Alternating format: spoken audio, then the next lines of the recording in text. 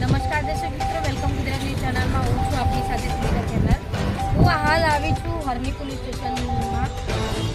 સવારે 10 વાગ્યાના સુમારે એક બનાવ બન્યો છે। એ બનાવ છે છાણી રહેતા રહેવાસી 18 વર્ષનો છોકરો, એની પાછળ બીજો એનો ભાઈબંધ હતો, એ લગભગ 19-20 વર્ષનો છે અને આ બે છોકરાઓ જતા હતા આરટીઓ લાયસન્સ માટે અને જતા સમયે જે એક્સિડન્ટનો બનાવ બન્યો છે એ એક્સિડન્ટના બનાવોના તપાસના માટે અમે હરણી પોલીસ સ્ટેશન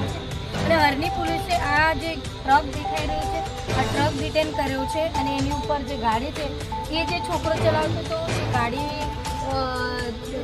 જે છોકરા લઈ ઘરેથી નીકળ્યા હતા એ ગાડી નંબર GJ06 KL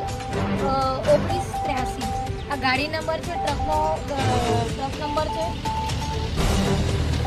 આ ગાડી। આ જે ટ્રક આજે મેં તપાસ અધિકારીને વાત કરતાં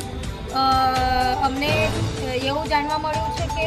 આ જે ટ્રક હતો એ બંધ હાલતમાં વચ્ચેના ટ્રેક પર હતો, એટલે 1, 2, 3 પર બીજા નંબરનો ટ્રેક હતો એના પર આ ગાડી પડેલ હતી। તો આ જે ટ્રાફિક શાખાની જે બેદરકારી છે, ડ્રાઈવરોની બેદરકારી સામે આવી રહી છે, કેમ કે જ્યાં ત્યાં મૂકી દે ગાડી અને ગાડીને આ બંધ હાલતમાં હતી તો એને પાછળથી કોઈ ટ્રેકર કેમ ના લગાવ્યું। અને જે ટ્રાફિક શાખાના અધિકારીઓ આમ તો અલગ અલગ જગ્યાએ નાના છોકરાઓને પકડીને દંડ ફાળવતા હોય છે, તો આટલી મોટી આજે ભૂલો વડોદરા શહેરમાં થઈ રહી છે। કોઈ જગ્યાએ નાની છોકરીઓ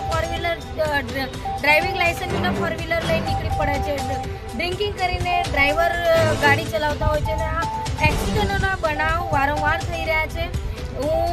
વડોદરા મ્યુનિસિપલ કમિશનર સાહેબને નમ્ર વિનંતી કરું છું કે આવા જે બનાવ બની રહ્યા છે, આ વડોદરા શહેરમાં જે હાનિકારક બનાવ બની